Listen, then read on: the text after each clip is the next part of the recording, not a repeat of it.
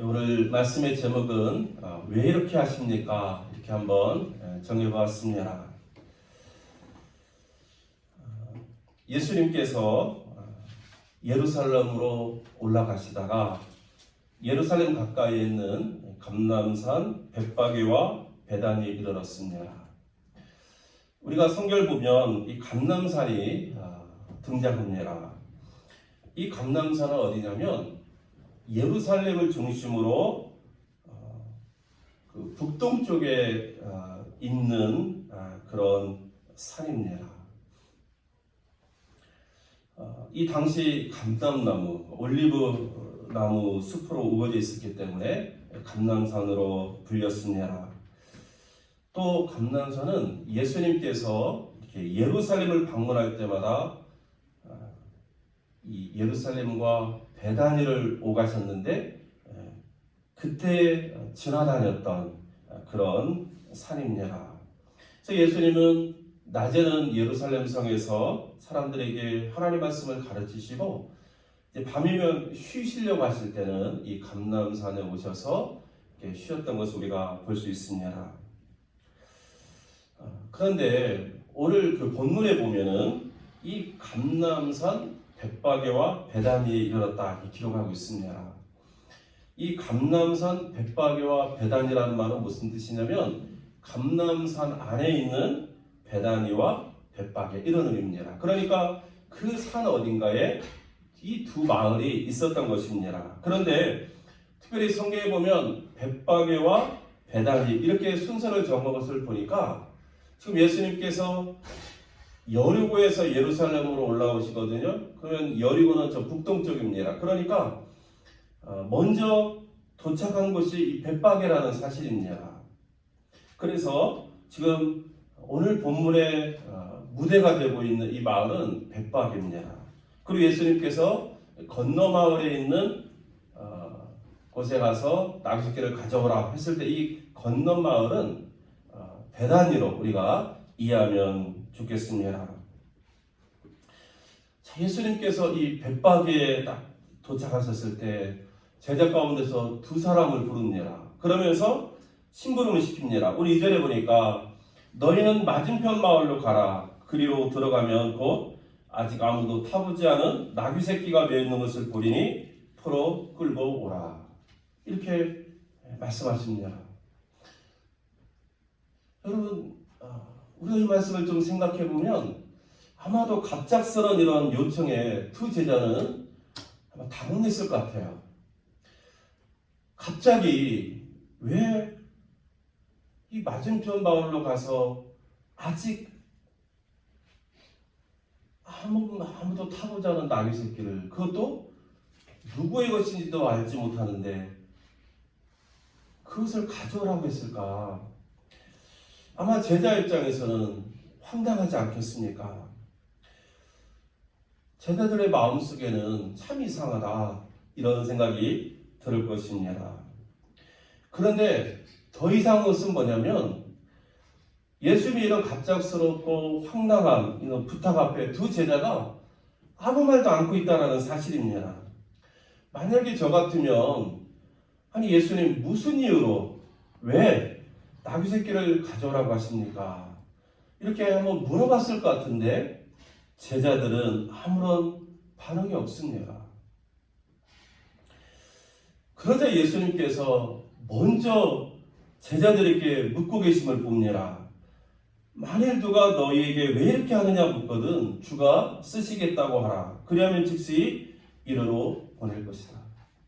여러분, 우리가 그냥 쭉 말씀을 읽다 보면 그냥 예수님이 부탁하시고 또 만약에 누가 왜 이렇게 하느냐 물으면 이렇게 해라 이렇게 이해할 수도 있을 것 같은데, 그러나 조금 더 묵상하면은 예수님께서 이런 뜻밖의 질문을 했지만 아무런 대답도 없이 아무런 질문도 없이 가만히 가 있는 그 제자들 향해서 예수님께서 답답한 마음에 먼저 물어보시고 대답해 주지 않았을까, 이렇게 우리가 생각해 볼 수 있습니다.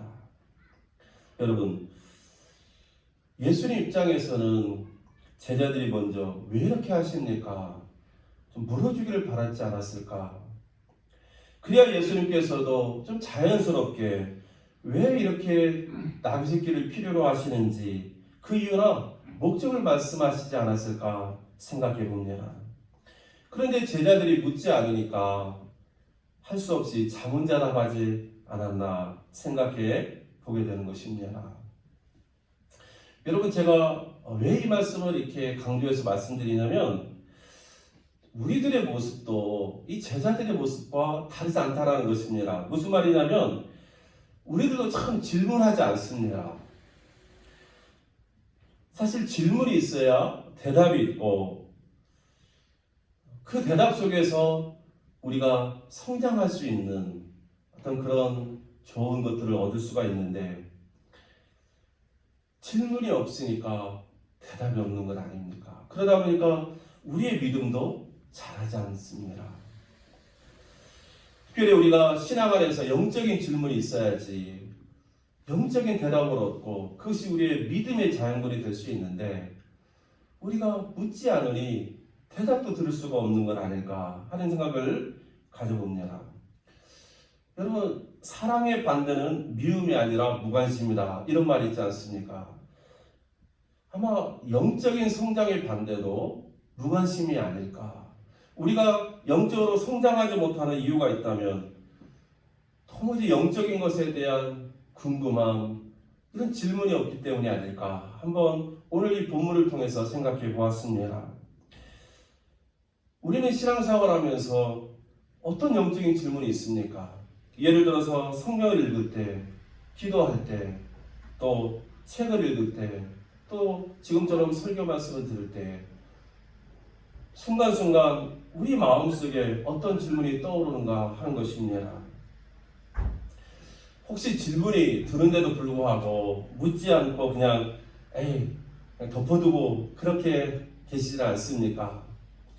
사랑하는 성도 여러분, 좋은 질문에 좋은 대답이 있고 좋은 대답이 좋은 영적인 성장을 가져온다는 사실을 한번 기억했으면 좋겠습니다. 얼마 전에 금요일 청소를 하는데요. 우리 권사님 한 분이 우리 교회에 한 모모 권사님 여러분이 계십니다. 권사님이 참 질문을 하시는 거예요. 내용이 뭐냐면 권사님께서 이제 댁에서 선교를 읽는데 참 궁금하다는 것입니다. 사무엘상 16장에 보면 여호와 영이 떠난 사울이 여호와께서 부리시는 이 악령 때문에 아주 시달리면서 번뇌를 받습니다.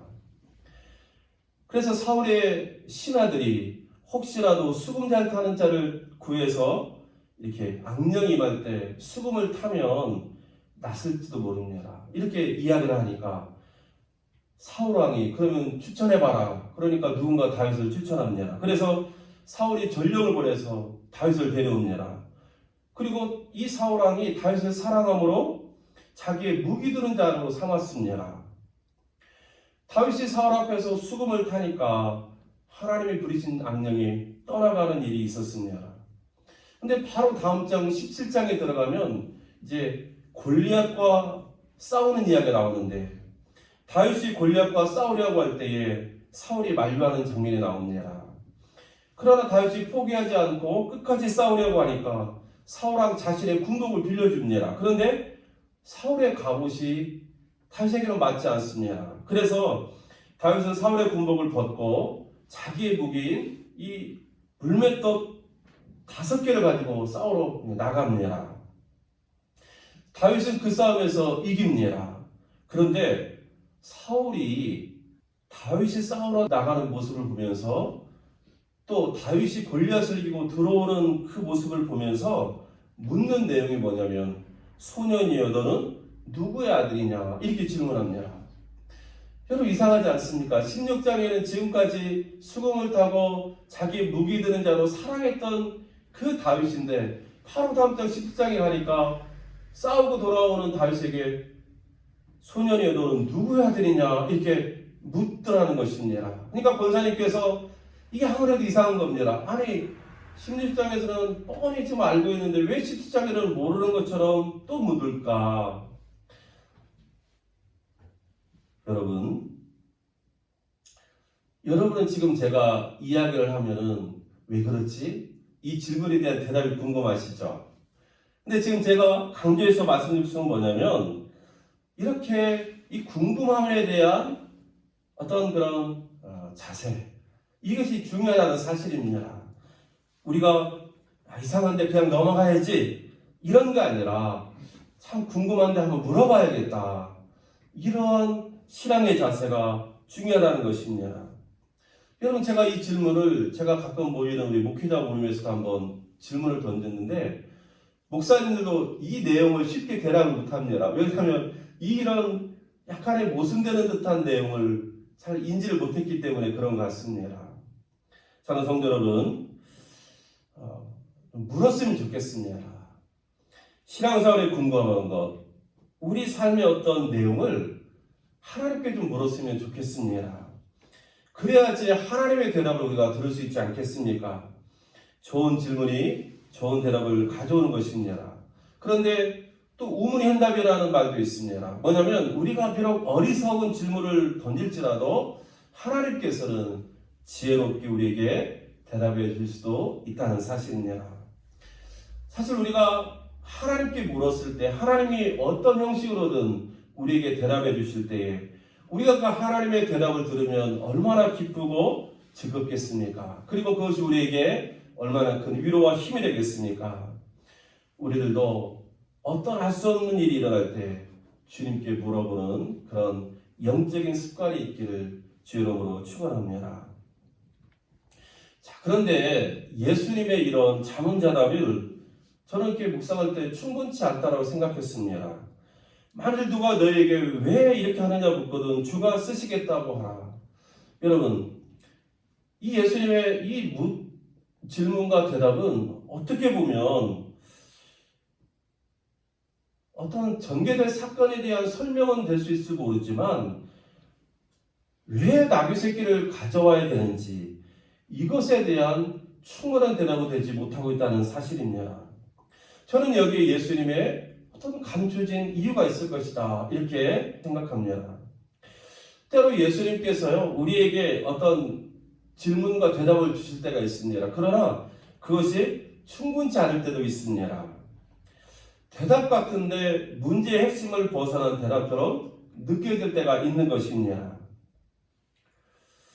만일 누가 너에게 왜 이렇게 하느냐 묻거든 여러분 예수님의 이 질문에 예수님의 본래의 어떤 목적이나 이유가 있지 않을까 한번 생각해 보았으면 좋겠습니다. 어쩌면 예수님은 이 제자들이 먼저 이렇게 좀 물어주기를 기다릴지 모르겠어요. 주님 왜 이렇게 하십니까? 주님 왜 갑자기 나귀 새끼를 필요로 하십니까? 우리가 알지 못하는 어떤 중요한 이유가 있습니까? 아니면 우리가 꼭 알아야 되는 어떤 중요한 이유가 있습니까? 여러분 이런 질문을 예수님께서 원하지 않았을까 생각해 봅니다. 그런 의미에서 이 예수님의 질문 속에는 예수님의 대답이 있음도 우리가 알아야 됩니다. 여러분 마태복음 16장에 보면 예수님께서 제자들과 함께 빌립보 가이사랴 지방을 이렇게 걷습니다. 그때 갑자기 또 묻습니다. 제자들에게 묻기를 사람들은 인자를 누구라 하느냐. 그때 여러 제자들이 더러는 세례요한, 더러는 엘리야, 또 어떤 사람은 예레미야나 선지자 중에 하나라고 합니다. 근데 예수님께서 또 묻습니다. 그러면 너희는 나를 누구라고 하느냐. 이때 시몬 베드로가 주는 그리스도시요 살아계신 하나님의 아들입니다. 여러분 예수님께서 사람들이 인자를 누구라 하느냐 이렇게 물었을 때 어쩌면 예수님께서 정말 의도했던 모습은 뭐냐면 너희들은 나를 누구라 하느냐 바로 이 질문이었다는 사실입니다. 지금 예수님의 관심은 그동안의 예수님의 사역을 통해서 과연 제자들이 나를 어떻게 받아들이고 어떻게 이해하고 있을까 이게 궁금했기 때문에 이런 질문을 하시지 않았을까. 예수님의 이런 질문 속에는 예수님의 대답이 담겨 있구나 하는 것을 우리가 알게 되는 것입니다. 여러분 그렇다면 만약에 예수님께서 만일 누가 너에게 왜 이렇게 하느냐 묻거든 주가 쓰시겠다 하라 했을 때에 정말 예수님께서 원했던 그런 대답은 무엇이었을까? 예수님께서 이 나귀 새끼를 통해서 무엇을 말씀하고 싶었을까 하는 것입니다. 그 첫 번째 내용이 우리가 성경을 통해서 볼 때 예수님께서 이제 예루살렘으로 올라가시기 전에 나귀 새끼를 가져오러 가신 첫 번째 이유는 바로 예수님이 메시아 되심을 알리기 위해서구나 하는 것을 우리가 깨닫게 됩니다. 오늘 본문과 유사한 마태복음 21장에 보면 똑같은 내용이 나오는데 이런 말씀이 좀 더 덧붙여져 있습니다. 만일 누가 무슨 말을 하거든 주가 쓰시겠다 하라. 그리하면 즉시 보내리라 하시니 이는 선지자를 통하여 하신 말씀을 이루려 하심이라. 일러스되 시온 딸에게 이르기를 내 왕일에게 임하나니 그는 겸손하여 나귀 곧 멍에 매는 짐승의 새끼를 탔도다 하라 하였느니라. 예수님께서 지금 나귀 새끼를 타시는 이유가 있다면 바로 선지자 스가랴의 예언의 말씀을 이루기 위함이라고 마태복음 기자는 기록하고 있음을 봅니다. 이때 이 스가랴 선지자 예언의 말씀이 스가랴에서 9장 9절에 소개되는데요. 제가 한번 읽어보겠습니다.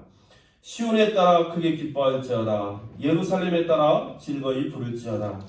보라 내 왕일에게 임하나니 그는 공의로우시며 구원을 베푸시며 겸손하여서 나귀를 다시나니 나귀의 작은 것 곧 나귀 새끼니라. 예수님은 스가랴 선지자가 예언한 구원을 베푸시는 메시아는 겸손하여 나귀 새끼를 탄다는 이 말씀을 이루시기 위해서 예수님께서 바로 그 겸손하신 메시아 구원을 베푸시는 너희들의 왕이라는 사실을 알리시기 위해서 이렇게 나귀 새끼를 타시기 위해서 데려오라 말씀하신 것을 우리가 알 수 있습니다. 그렇습니다. 여러분 예수님은 스가랴 선지자의 예언의 말씀과 같이 공의로우신 하나님이십니다. 그리고 우리에게 구원을 베풀어 주시는 하나님이십니다. 예수님은 세상 사람들이 예수님 자신을 메시아로 알 수 있도록 구원자, 하나님께서 보내시는 구원자됨을 알 수 있도록 바로 나귀 새끼를 타고 예루살렘으로 입성하기 원하신 것입니다. 그러면 우리는 나귀 새끼를 타시고 예루살렘으로 올라가시는 예수님을 보면서 바로 공의로우시고 구원을 베푸시는 하나님을 볼 수 있어야 합니다. 예수님은 지금도 공의로우십니다. 이 예수님의 공의는 인간적인 의의가 아니라 하나님의 의의입니다. 이 예수님의 공의는 십자가에서 인류의 죄를 대신 지고 죽으심으로 자기를 믿는 모든 자들에게 의를 덮여주시는 하나님의 의인 것입니다. 그래서 로마서 3장 20절 이하를 보면 그러므로 율법의 행위로 그의 앞에 의롭다 하심을 육체가 없나니 율법으로는 죄를 깨달음이니라. 이제는 율법에 하나님의 한 의가 나타났으니 율법과 선지자들에게 증거를 받은 것이라. 곧 예수 그리스도를 믿음으로 말미암아 모든 믿는 자에게 비치는 하나님의 의인이 차별이 없느니라. 모든 사람이 죄를 범하였음에 하나님의 영광에 이르지 못하더니 그리스도 예수 안에 있는 속량으로 말미암아 하나님의 은혜로 값없이 의롭다 하심을 얻은 자 되었느니라. 예수 안에서 하나님의 은혜로 값없이 의롭다 하심을 얻게 하신 것이 바로 하나님의 의라는 사실입니다. 그래서 예수님은 우리에게 공의가 되시는 것입니다. 두 번째로 예수님께서 왜 나귀 새끼를 타고 입성하시려고 했을까? 스스로 비천한 자가 되어서 낮아지시기 위함이라는 사실입니다. 여러분, 스가랴 선지자는 예수님, 오실 메시아 예수님을 겸손하신 분이라고 소개하면서 그분은 겸손하기 때문에 나귀 새끼를 탄다라고 기록하였습니다. 여기서 말씀하는 겸손하다는 것은 우리가 생각하는 그런 성격상 겸손하다 이런 의미가 아니라는 것을 우리가 알아야 됩니다.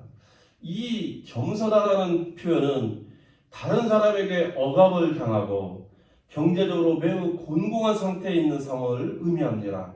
그래서 어떤 성경에서는 이 겸손하다는 표현을 비천하다, 고난을 당한다 이렇게 표현하고 있음을 보게 됩니다. 그러므로 스가랴 선지자가 예언한 겸손한 메시아는 바로 비천하고 고난당하는 메시아를 상징하고 있다는 것입니다. 여러분, 우리가 예수님을 생각해보면 예수님은 나사렛 예수라고 칭함받았습니다. 나사렛 예수는 출생도 비천하고 멸시의 상징이었습니다. 또 나귀를 타시는 예수님은 비천한 메시아의 상징이 되고 있음을 봅니다. 여러분, 나귀는 고대 근동에서 존귀한 신분의 사람들이 타는 그런 짐승이 아니었습니다. 나귀는 짐을 나르는 동물이었습니다. 왕이나 장수는 힘이 있고 빠른 기동력이 있는 말을 탔습니다. 근데 예수님은 이 나귀 가운데서도 더 보잘것없는 나귀 새끼를 타고 지금 입성하겠다는 것입니다. 이것이야말로 비천함의 극치를 보여주고 있습니다. 예수님은 하나님의 아들이시지만 스스로 비천한 자가 되셨습니다. 하나님의 인간이 되신 것 자체가, 자기를 비워 종의 형체를 가지고 사람이 되신 것 자체가 비천함입니다.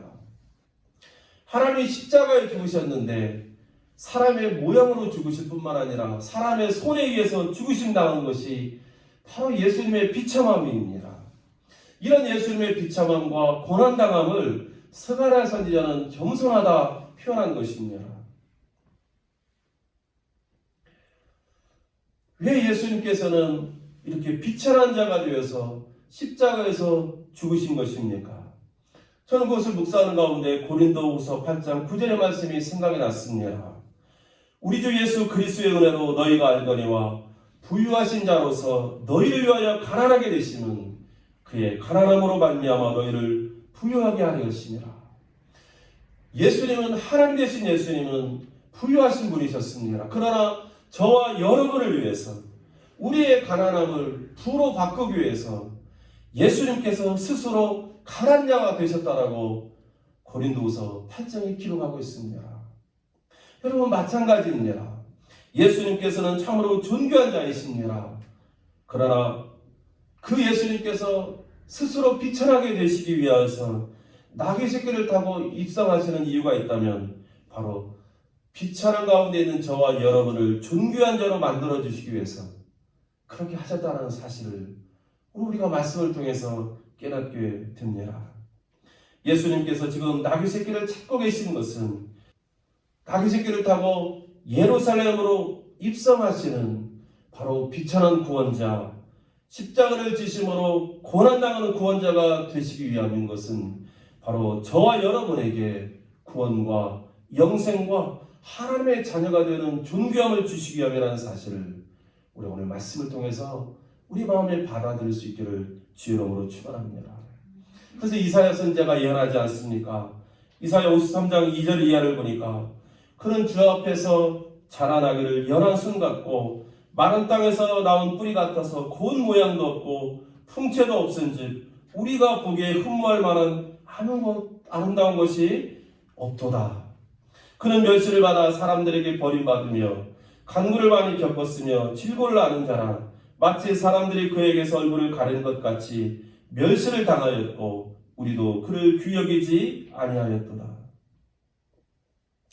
예수님의 겸손, 비천하게 되시는 것이고 고난당하는 것임을 우리가 알아야 됩니다. 그렇게 함으로 저와 여러분을 구원하시고 존귀케 하셨다는 사실입니다. 나귀 새끼를 타고 예루살렘에 입성하시는 예수님을 보면서 수많은 사람들은 종려나무 가지를 들고 흔들어 외쳤습니다. 호산나 찬송하리로다. 주의 이름으로 오시는 이여 찬송하리로다. 오늘의 조상 다윗의 나라여 가장 높은 곳에서 호산나. 여러분, 호산나는 우리를 구원하소서라는 의미입니다. 찬송하리로다는 찬송을 받으소서, 이러한 이야기입니다. 지금 예수님은 온 인류를 위해서 나귀 새끼를 타고 스스로 비천하고 낮추시며 십자가의 고난의 길을 향해서 지금 묵묵히 걸어가고 있는데 무리들은 이러한 사실을 알지 못하고 다윗 왕국을 회복할 정치적인 메시아로 여기면서 환영하고 있음을 봅니다. 여러분, 아직도 우리들 가운데는 예수님을 승리하시는 메시아로 바라볼 뿐 고난당하는 메시아, 스스로 비천한 자리로 내려가시는 메시아로는 알지 못하고 있습니다. 여러분, 그러나 십자가의 고난 없이는 참된 승리자 예수님을 알 수 없다는 사실도 우리가 알아야 됩니다. 십자가의 고난 없이 부활의 영광이 없듯이 고난받는 예수님 없이는 승리하신 예수님도 없는 것입니다. 예수님은 비천하고 고난당하는 구원자가 되기 위해서 바로 나귀 새끼를 잡고 계십니다. 그리고 예수님의 이러한 겸손이야말로 바로 저와 여러분을 위한 것이라는 사실입니다. 나귀 새끼를 찾으시는 예수님 앞에서 침묵하는 제자들의 모습은 예수님께서 기대하신 모습이 아니었습니다. 예수님은 왜 이렇게 하십니까? 질문하는 제자들의 모습을 기대하셨을 것입니다. 그리고 그 질문 가운데 우리를 향한 예수님의 대답이 있습니다. 사랑하는 성도 여러분, 그러므로 우리는 나귀 새끼를 타고 예루살렘에 입성하시려는 예수님을 향해서 물어봐야 됩니다. 예수님, 왜 이렇게 하십니까? 이때 예수님은 이렇게 대답하실 것입니다. 나의 비천함으로 너를 존귀케 하려 한다. 나의 비천함은 바로 너를 위한 것이다. 우리 함께 기도하겠습니다. 주님, 감사합니다. 우리를 구원하시고 우리를 존귀한 자로 세워주시기 위해서 스스로 비천하고 고난당하는 그 길을 걸어가셨습니다. 주님, 제자들처럼 무지한 가운데 침묵하는 자 되지 않게 하여 주시고 왜 이렇게 하십니까? 물음으로 주님의 음성을 들을 수 있는 우리 모두가 될 수 있도록 은혜 베풀어 주옵소서. 예수 그리스도의 이름으로 기도하옵나이다. 아멘.